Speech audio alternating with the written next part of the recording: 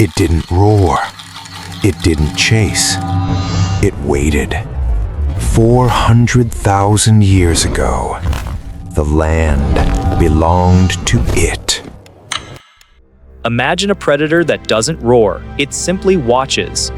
In Pleistocene Australia, the thing to fear wasn't a cat or a bear. It was a reptile, a silent 2-ton lizard with a secret weapon, a venomous bite. This is the story of Megalania, how its unnatural size and sophisticated venom made it one of the most terrifying predators on Earth. This is the story of Australia's lost monster. Our journey begins not in the Pleistocene, but in the quiet halls of 19th century science. In 1859, Sir Richard Owen was presented with fossilized vertebrae from Queensland, Australia. They were reptilian, but their size was simply staggering. These were the bones of a lizard unknown to science, suggesting a creature of almost mythical scale. Owen, famous for coining the term dinosaur, named his discovery Megalania prisca, ancient great roamer. It was a fitting name, but the picture was incomplete. The fossils were frustratingly fragmentary. For decades, paleontologists had only a handful of pieces to a colossal puzzle. Early attempts were like trying to imagine a whale from seeing only a rib. Initial misidentifications added to the confusion. The horned skull of a prehistoric turtle was mistakenly attributed to the giant lizard, leading to bizarre reconstructions. It took years of painstaking work comparing scattered fossil finds to living relatives for Megalania's true form to emerge. Scientists looked to modern monitor lizards like Australia's Parenti and the Komodo dragon. For clues, slowly, a startling conclusion surfaced. This wasn't some strange new branch of the reptile family. This was a monitor lizard, a goanna, that had evolved to a size that defied comparison. It was reclassified into the same genus as its cousins, becoming Varanus priscus, the ancient monitor. But this did nothing to diminish its legend. In fact, it made it more terrifying. This wasn't fantasy. It was a real-world lizard, operating on a scale the natural world had forgotten.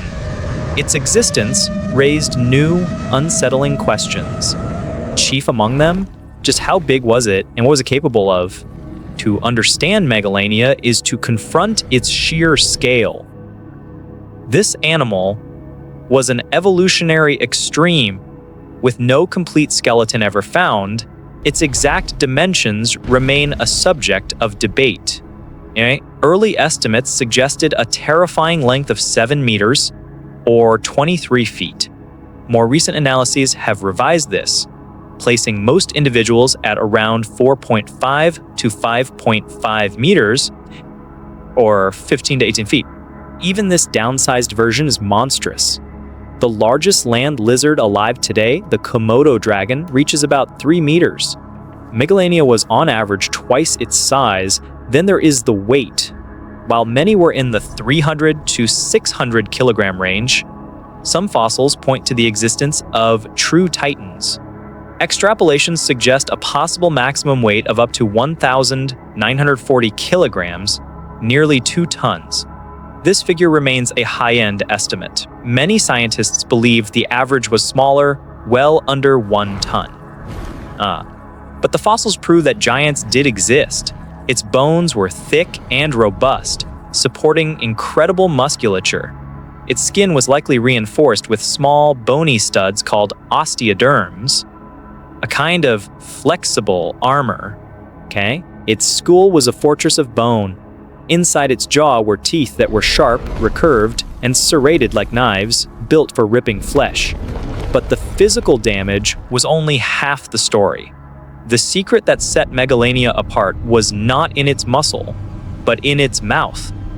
The deadly bite of its closest relative, the Komodo dragon, was once attributed to bacteria. That idea is now overturned.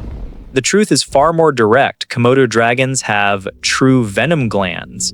They don't inject it like a snake. Instead, a toxic cocktail of proteins pools around their teeth, flowing into the wounds they create. This venom stops blood from clotting and induces a rapid drop in blood pressure, sending the victim into shock.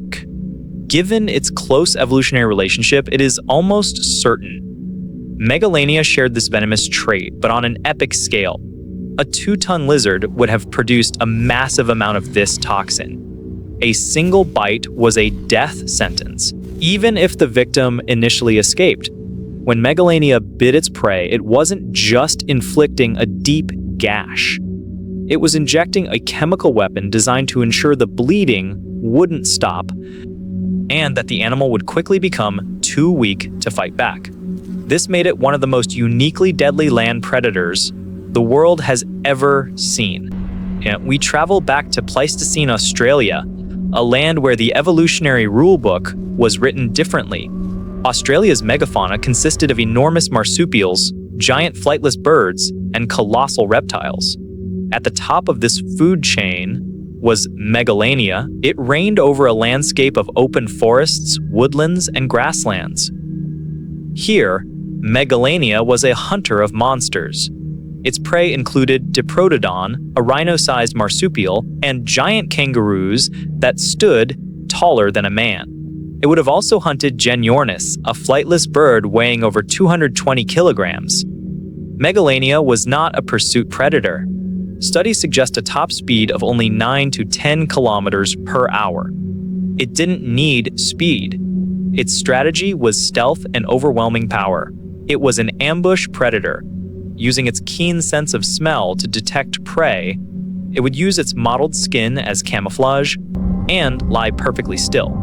A colossal predator, coiled in silence, waiting for an unsuspecting giant to wander within range.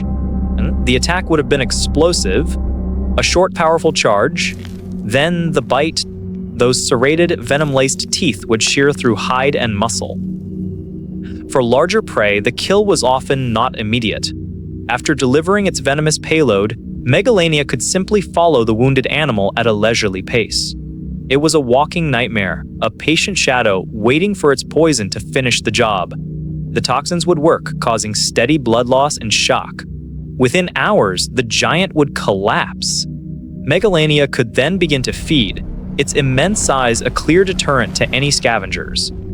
On other continents, the role of apex predator was filled by large mammals. Australia had its own mammalian carnivore, the marsupial lion, but even this formidable beast was dwarfed by Megalania. Australia's other giant reptiles, like the crocodile quincana, were largely confined to water. On land, Megalania was an unchallenged king. Its reign seemed absolute, but no reign lasts forever. And a new predator was about to arrive, one armed not with venom, but with intelligence. Between 50,000 and 65,000 years ago, a new kind of predator arrived in Australia. They came not with claws, but in small groups, carrying spears and an unprecedented capacity for collaborative thought. These were the first humans. Their arrival marked the beginning of the end for Megalania. The timeline is striking. The youngest Megalania fossils date to around 50,000 years ago, precisely when humans were spreading across the continent. For thousands of years, these two apex predators' company existed. The first Australians shared the landscape with 2-ton venomous dragons. Direct evidence of an attack, like a human skeleton with Megalania bite marks, has never been found. The fossil record is too sparse. But that doesn't mean it never happened. For the first human inhabitants, Megalania represented the ultimate threat. Its ambush tactics would have made every journey through the bush a life or death gamble. It is highly probable that stories of these immense lizards were woven into the oral traditions of the earliest indigenous cultures, a cultural echo of a time when real dragons roamed the land.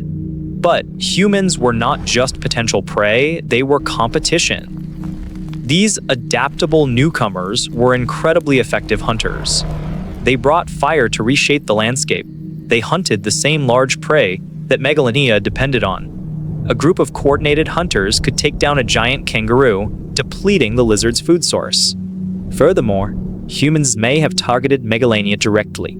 Confronting a full-grown adult would have been incredibly dangerous, but they could have preyed on its young or raided its nests. Monitor lizards do not provide parental care, making their nests vulnerable. By preying on the next generation, humans could have slowly chipped away at the great lizard's population. The dragon had finally met its match. Megalania disappears from the fossil record around 50,000 years ago. It vanished during a massive extinction that wiped out most of Australia's giant animals. The disappearance is one of paleontology's great mysteries, with two primary suspects: climate change and us. Yep, the first suspect is a global force. The late Pleistocene was a time of intense climatic instability. As Megalania vanished, Australia was becoming significantly more arid. The vast woodlands and forests the lizard and its prey needed began to shrink, replaced by harsh desert. This collapse of its habitat led to a collapse in the populations of the giant herbivores it hunted. As the giant kangaroos and Diprotodon faded away, Megalania was left with a dwindling menu. Evidence from South Walker Creek shows that the extinction of megafauna there coincided directly with major environmental deterioration around 40,000 years ago. The second suspect, however, is us. The timing of the extinction aligns almost perfectly with the arrival of humans. This is the overkill hypothesis.